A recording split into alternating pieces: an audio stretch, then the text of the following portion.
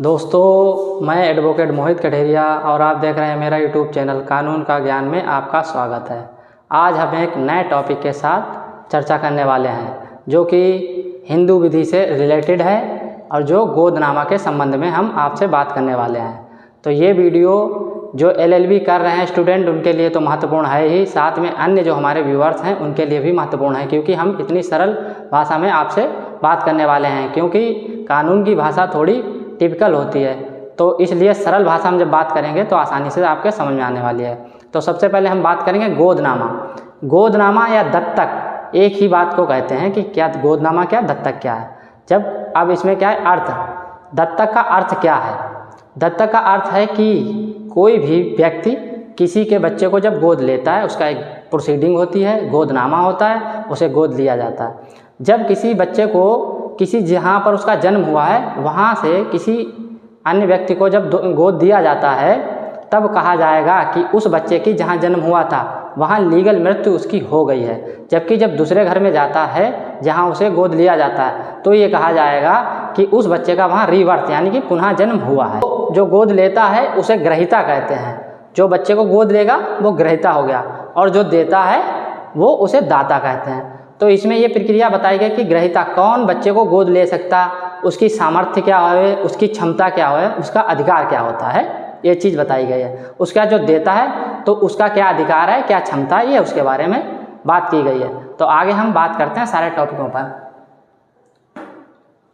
जैसे यहाँ पर दो टॉपिक हैं जो कि दत्तक ग्रहीता के बारे में और दत्तक दाता के बारे में। अब है बच्चा लिए जाने योग्य। यहाँ पर कहा गया बच्चा, कौन सा बच्चा गोद लिया जा सकता है।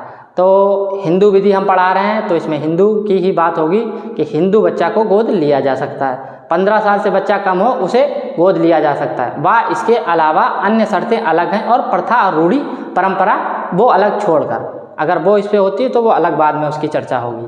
आगे हम बात करते हैं गोद लेने की क्षमता।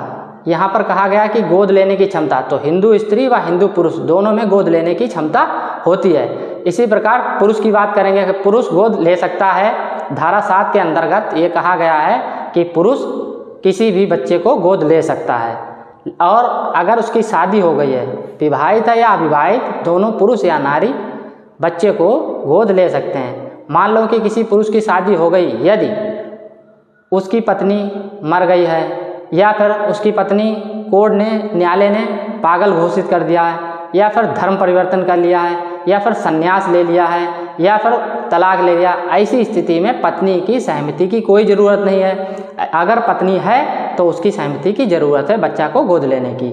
यही बात सेम स्त्रियों के लिए है। धारा 8 में जो चर्चा की गई है कि स्त्री विवाहित हो या अविवाहित हो, दोनों ही स्त्रियां किसी बच्चे को गोद ले सकती हैं। लेकिन अगर शादी हो गई उनकी तो उनकी सहमति रहेगी और उनके पति गोद लेंगे। लेकिन अगर शादी के बाद पति या मर चुका है, या संन्यास ले लिया है, या पागल हो गया है, या फिर धर्म परिवर्तन कर लिया है, या फिर तलाक ले लिया है, ऐसी स्थिति में स्त्री को ये ज़रूरत नहीं है कि अपने पति के द्वारा ही बच्चे को गोद लें, स्वयं जाकर गोद ले सकती है। यह है धारा 8 की बात। अब बात करेंगे धारा 9 की। अब धारा 9 में क्या है कि गोद कौन दे सकता है। अभी तक बात हो रही थी गोद कौन ले सकता है, अब बात करेंगे इसमें धारा 9 में गोद कौन दे सकता है।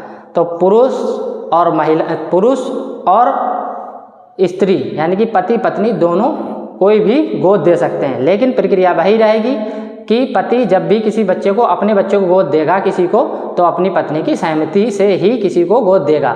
लेकिन यहाँ पर अगर पति नहीं है, या मर गया है, संन्यास ले लिया है, पागल हो गया, धर्म परिवर्तन कर लिया है, ऐसी स्थिति पर क्या होगा कि स्त्री खुद ही अपने बच्चे को दे देगी। सेम ऐसे ही पुरुष पर है। अगर पुरुष अकेला है, उसकी पत्नी नहीं है, तो ऐसी स्थिति में वो खुद जाके अपने बच्चे को गोद दे सकता है। सिर्फ ये सगे माँ बाप की बात हो रही है। गार्जियन के संबंध में ये है कि गार्जियंस अगर कभी भी बच्चे को गोद देता है, माँ बाप के अलावा कोई अन्य बच्चे को गोद देता है, तो वो कोर्ट के अनुमति के बाद ही अपने बच्चे को गोद दे सकता है। ऐसा नहीं दे सकता गार्जियंस कोई भी, अब बच्चे कोर्ट की अनुमति के बाद ही दे सकता है। उसके बाद बात करेंगे कि गोद किसको दिया जा सकता है।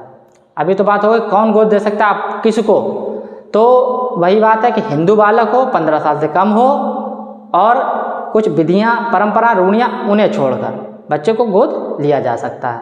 ये बात हो गई। आगे बात करेंगे, ये बात धारा 10 की बात है। उसके बाद बात करें अन्य आवश्यकताएं। यहाँ पर हैं आवश्यकताएं अन्य। यहाँ पर अन्य आवश्यकताओं में यह बताया गया है कि गोद ले सकते हो, लेकिन अगर कोई व्यक्ति गोद ले रहा है वो ग्रहिता हो गया। ग्रहिता जब किसी लड़के को गोद लेगा तो इससे पहले उसका कोई लड़का नहीं होना चाहिए, तब वो गोद ले सकता है, या फिर उसका पोता नहीं होना चाहिए, या फिर परपौत्र नहीं होना चाहिए, या पुत्र या पौत्र या परपौत्र। जब आप किसी बच्चे को, लड़के को गोद लेते हो, ऐसी स्थिति में नहीं होना चाहिए। तो ऐसे ही सेम स्त्रियों के साथ है कि अगर किसी बच्ची को गोद ले रहे हो तो पहले से ही कोई पुत्री नहीं होनी चाहिए, ठीक है, पौत्री नहीं होनी चाहिए या परपौत्री नहीं होनी चाहिए, पहले से ही नहीं होनी चाहिए, तब आप किसी भी बच्ची को गोद ले सकते हो। आगे चलते हैं। यहाँ पर नंबर 3 में एक बात और बताई गई है कि जब किसी बच्चे को, लड़के को अगर कोई भी स्त्री गोद लेती है तो उस लड़के की और उस स्त्री की उम्र में 21 साल का डिफरेंस होना चाहिए, अंतर होना चाहिए 21 साल, मतलब वो लड़की औरत 21 साल उस बच्चे से बड़ी हो। ऐसे पुरुष के मामले में अगर पुरुष किसी बच्ची को गोद लेता है तो पुरुष उस बच्ची से 21 वर्ष बड़ा होना चाहिए, तभी गोद ले सकता है।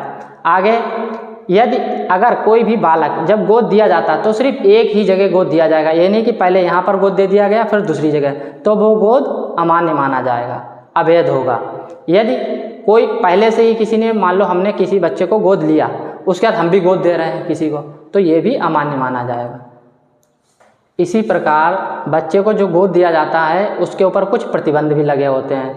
हालांकि जो बच्चा जहाँ उसका जन्म हुआ वहाँ से जब दूसरे घर में दिया जाता तो वहाँ ऊपर बता दिया गया अर्थ में कि वहाँ पर उसकी लीगल मृत्यु हो चुकी होती है और दोबारा दूसरी जगह पुनः जन्म हो गया होता है। यहाँ जहाँ उसने जन्म लिया होता है वहाँ से उसके सारे संबंध, सारे नाते टूट जाते हैं, लेकिन फिर भी कुछ प्रतिबंध उस पर रह जाते हैं। यहाँ प्रतिबंध क्या है कि वो व्यक्ति, जो बच्चा था, वो जब गोद लिया गया दूसरे घर में गया है, उसके बाद अपने घर से नाता कुछ रह जाता है, वो ये है कि वापस पुनः सपिंड में कभी शादी नहीं कर सकता। जहाँ उसका जन्म हुआ था वहाँ कभी बहन से या मौसी की लड़की से या बुआ की लड़की से, ऐसा किसी भी रिश्ते से, कोई भी सपिंड रिश्ता से शादी वो वापस नहीं कर सकता है, नंबर 1। और नंबर दूसरा उसके ऊपर प्रतिबंध क्या है कि जो संपत्ति उस बच्चे में निहित है, पहले से है, मान लो कि कोई बच्चा 8 साल की या 10 साल की उम्र पर गोद दिया जाता है, या 15 साल की या 12 साल की, उस दौरान उसने कोई भी संपत्ति कहीं से भी अर्जित की है, अपनी कमाई की अर्जित की है, या कहीं से भी अपनी अर्जित की, वो उसी के ही अंतर्गत उसमें ही निहित रहेगी। तो नंबर 3 बात यह है कि वो बच्चा जब गोद दिया जाता है किसी को भी, तो वहाँ जाकर वो बालक पहले से अगर संपत्ति का बंटवारा हो गया तो उसमें से उसका हक नहीं है, उन लोगों को वहाँ से वंचित नहीं कर सकता। उदाहरण के लिए, जैसे कि कोई एक व्यक्ति है और वो ख़त्म हो जाता है, वो अपने पीछे अपनी पत्नी और अपनी लड़की को छोड़ जाता है। अब इस दौरान वो ख़त्म हो गया व्यक्ति, लेकिन उसकी स्त्री ने, औरत ने सोचा कि हमारा कोई बालक नहीं, चलो हम एक बालक को गोद ले लेते हैं। उसने गोद लिया, लेकिन इस दौरान जब वो व्यक्ति ख़त्म हो गया था, पति, तो अपनी पत्नी और अपनी बच्ची दोनों के नाम विरासत चढ़ चुकी थी। अब इस बालक को जब गोद लिया तो वो बालक के पास ये क्षमता नहीं है कि वो अपनी बहन से या फिर अपनी माँ से संपत्ति ले सके, कोई भी दावा नहीं कर सकता है। वो अलग बातें हैं कि माँ के ख़त्म होने के बाद माँ की संपत्ति उस बच्चे में चली जाएगी, निहित हो जाएगी, लेकिन वो अपनी बहन को उस संपत्ति से वंचित नहीं कर सकता है जो बहन के पिता उसके नाम पहले से ही कर गए। तो हमें ये उम्मीद है कि आपके लोगों को ये बारीकी से समझ में आई होगी, और अगर आई है तो आप कमेंट ज़रूर करें और लाइक करें और सब्सक्राइब करें। धन्यवाद, थैंक यू।